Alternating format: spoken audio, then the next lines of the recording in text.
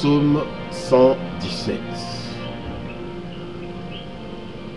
Nous avons déjà chanté ce psaume 117 pendant la nuit pascale et le jour même de Pâques. Et même chaque dimanche ordinaire, il fait partie de l'office des laudes dans la liturgie des heures ou le bréviaire. Pas étonnant. Pour les Juifs, ce psaume concerne le Messie. Pour nous chrétiens, quand nous célébrons la résurrection du Christ, nous reconnaissons en lui le Messie attendu par tout l'Ancien Testament, le roi véritable, le vainqueur de la mort. C'est donc à ce double niveau de l'attente juive et de la foi chrétienne que je vous propose de l'entendre. Le sens de ce psaume dans la foi juive. C'est un psaume de louange. Il commence d'ailleurs par le mot Alléluia, qui signifie louer Dieu, et qui donne bien le ton de l'ensemble. Ensuite, il comporte 29 versets, et sur cet ensemble de 29 versets, il y a plus de 30 fois le mot Seigneur.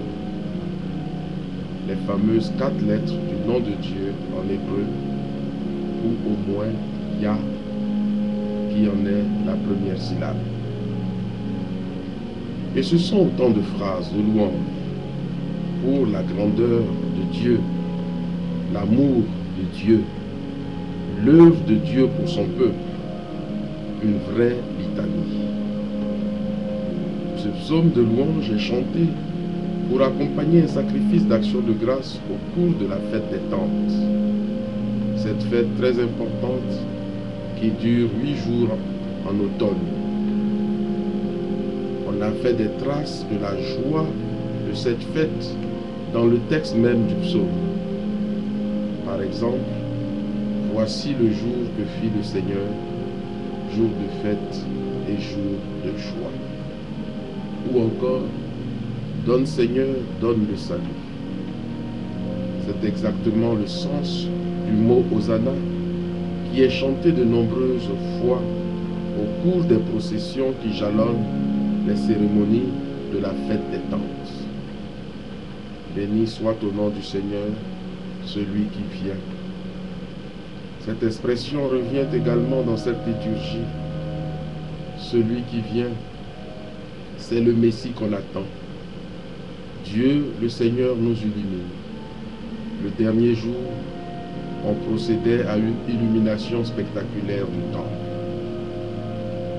Je vous cite quelques autres versets que nous n'avons pas entendus aujourd'hui. Clameur de joie et de victoire sous les tentes des justes. Rameaux en main, formez vos cortèges jusqu'auprès de l'autel.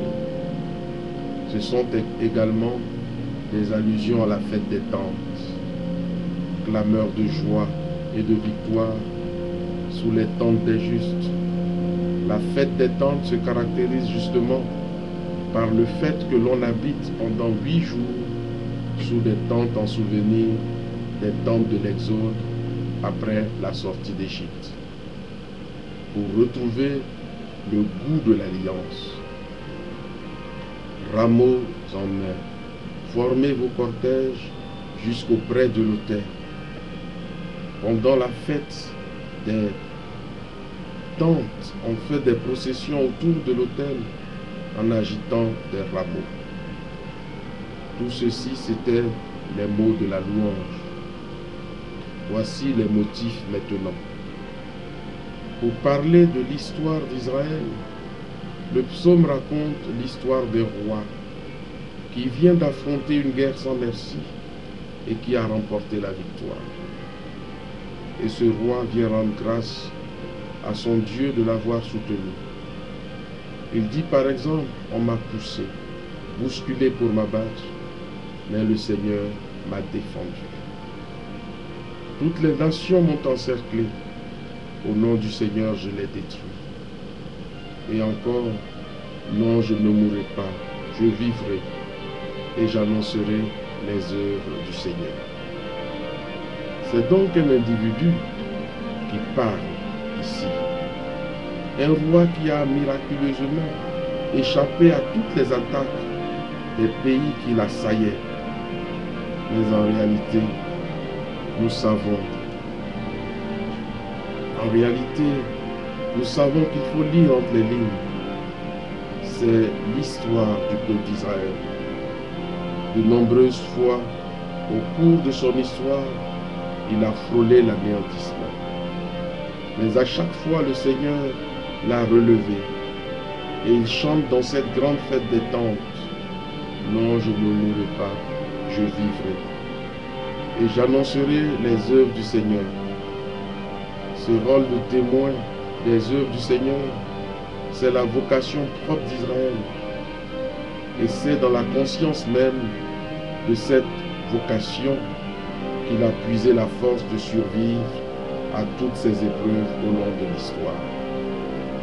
Et maintenant, quelques mots sur le sens de ce psaume pour les chrétiens. Tout d'abord, vous avez remarqué la parenté entre la fête juive des tentes et l'entrée triomphale de Jésus à Jérusalem que nous commémorons dans la fête des rameaux. Mais surtout la jubilation qui court dans ce psaume convient au ressuscité du matin de Pâques. Il est ce roi victorieux. Les évangélistes, chacun à sa manière, nous l'ont présenté comme le roi véritable.